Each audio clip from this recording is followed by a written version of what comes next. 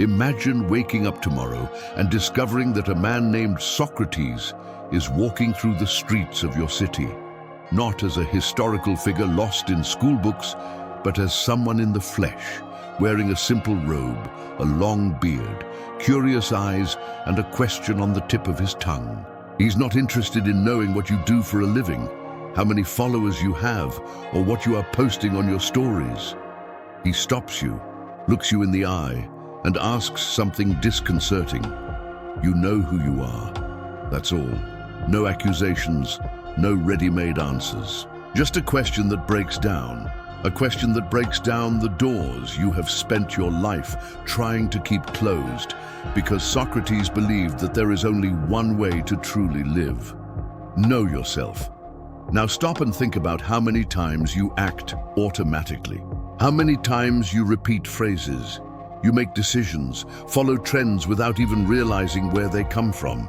The truth is that most people live as if they were hypnotized, too busy to reflect, too distracted, to question, too tired to look. At yourself in the mirror, Socrates didn't carry books. He didn't give motivational speeches. What he did was infinitely more dangerous. He made you think about a society increasingly full of superficial certainties. Doubt is an act of rebellion. Socrates would be cancelled in seconds today because he wouldn't praise your Fed.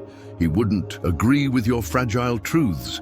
He would do something much deeper. He would ask you what you really know, and when you answered with beautiful phrases you heard on some podcast or philosophy records, he would probably laugh humbly and say, "Interesting, but have you ever tested that in your life, or just memorized the phrase?" Because for Socrates, wisdom is not repeating.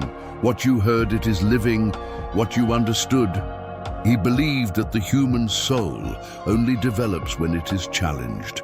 And this challenge doesn't come from outside, it comes from inside.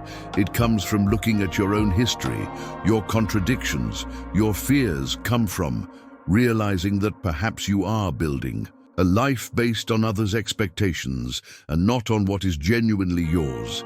Socrates would call you to an invisible revolution, the revolution of consciousness, and perhaps when listening to you justify your choices, he would ask, do you live what you believe? Do you believe in what is easier to live? This is the central point of Socratic thought, not accepting anything as true just because everyone says it is, doubting, questioning, examining. Socrates believed that an unexamined life is an empty life, a body that breathes but does not live. How many times have you felt like this, as if you were always busy, but never present, always doing but rarely feeling, always surrounded by stimuli but internally numb? Socrates would not give you advice. He would not promise you magic formulas. He would just ask you sincerely, do you know who is deciding for you? And maybe at that moment, you would realize that you spent years trying hard to become someone who didn't even know who you really were. In Socrates' view, the greatest courage is not facing others, it is facing yourself. It is looking inside without filters. It is admitting that you don't know everything, that still carries unhealed wounds, inherited beliefs, fragile truths. And that's okay, because that's exactly where the journey of self-knowledge begins.